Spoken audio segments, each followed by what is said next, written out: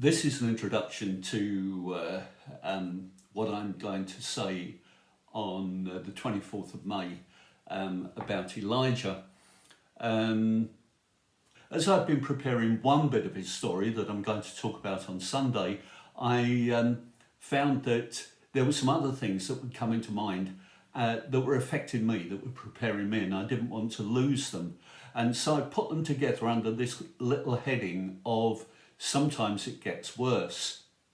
You see, at the start of his story, the reason that he got onto the national scene was that Elijah predicted, because God had told him that was the case, that there would be no rain in the country for some time, for a number of years.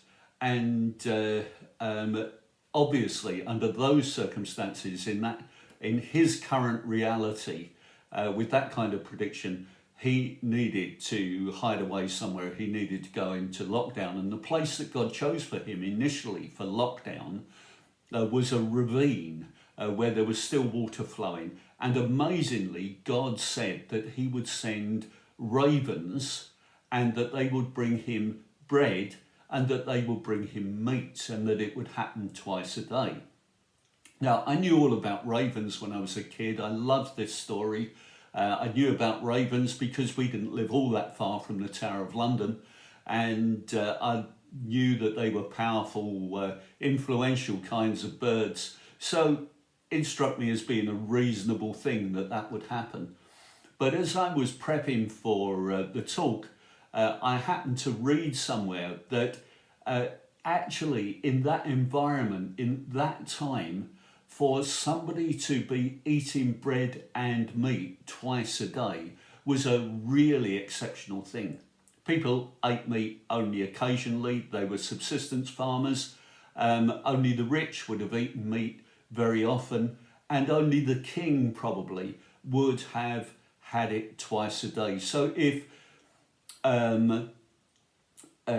Elijah wanted to be reassured that while everybody else was just surviving, he was thriving, then being fed from the king's table, from God the king's table, was a really remarkable thing. And he must have thought, I can cope with this for as long as it takes. I can do my praying, I can do my thinking.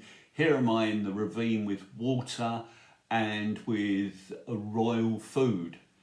But then the water dried up. Now, a God who can send ravens with meat and bread twice a day can surely keep a mountain stream flowing, but it dried up. And sometimes it gets worse, and it got worse for Elijah, because God told Elijah, okay, I've got another plan in place for you. I want you to go out of the territory into the next territory called Sidon, and there's a widow, a lone mother, a single parent who I have told to feed you, which must have sounded like a pretty much a step down from being fed at the king's table. So off he went. And just outside the town of Zarephath, there was a young widow woman picking up sticks to make a fire, and she got some water for Elijah. And after she got some water for Elijah, he pressed his luck and said, look, he said, do you think you could make me a little cake, some bread? You know, if you've got some oil, you've got some flour, cook it up a bit with these sticks. I'd really appreciate that. And she said to him, I would do, but I've only got a tiny bit of flour and a tiny bit of oil. We're totally running out. And after that, after we've eaten that, my son and I are going to die. Okay, said Elijah, but before you prepare a cake, give me some as well. Do some for me, because I am telling you that God has said that your flour and your oil will not run out. You'll always have enough. And so here was a woman who was struggling to survive, who once again was told that she was going to thrive. We don't know what Elijah did about meat, But sure enough, she went and got the flour, she got the oil, she mixed it, she made a cake for him, and when she went back to see if there was anything left for her son, there was enough. And so it continued all the way through the drought. But sometimes things get worse. She had thought that she wouldn't survive. She had begun to thrive. In fact, if she was the same woman as we hear about in the next story, she was now a house owner. She had been able to build a room on top of the house so that Elijah could stay there. I don't know whether she opened a bakery or just sold flour and oil to passers-by, but she was doing okay. And then something dreadful happened, the worst thing that can happen to a parent, because things sometimes do get worse.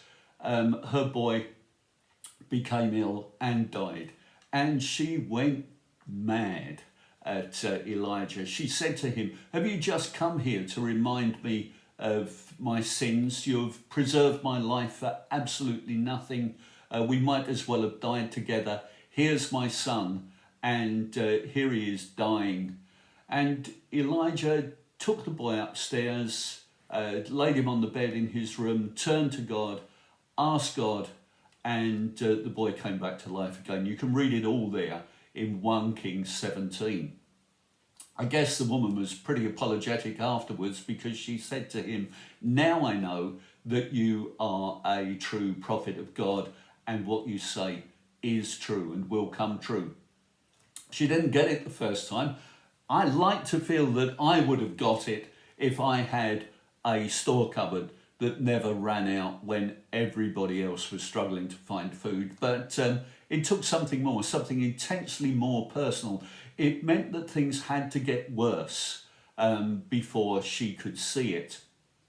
And I just realised, even this morning as I was thinking about that, because until this morning that's all I wanted to say. But the next phase in Elijah's life, and you need to read 1 Kings 18 to just make sure you're right up to date on the facts, was that he was involved in overthrowing the local state religion, the false religion, the worship of Baal. And he did that on Mount Carmel. And the priests of Elijah responded to, the priests of Baal responded to Elijah's taunts and threats, and made themselves an altar, put an animal on there, and prayed to their God that fire would come down from heaven. They did it right through the sunniest part of the day, when you might have hoped for, during a drought, a little spontaneous combustion. And as the evening came on, Elijah took his turn, and he made sure that sometimes things get worse before they get better, because he took the heifer, put it on top of the altar, and then, to make sure that nobody could accuse him of cheating, he made it a little bit worse, and he poured water upon water and water on top of it. And so the story that has gone down in world history and has become, had made by Jesus' time, Elijah a national hero, took place. That fire came down after Elijah had gone through 7 bits of prayer and consumed the sacrifice, burned up the sacrifice. So that was my point, really. Sometimes things have to get worse after they've got better. I hope that's useful.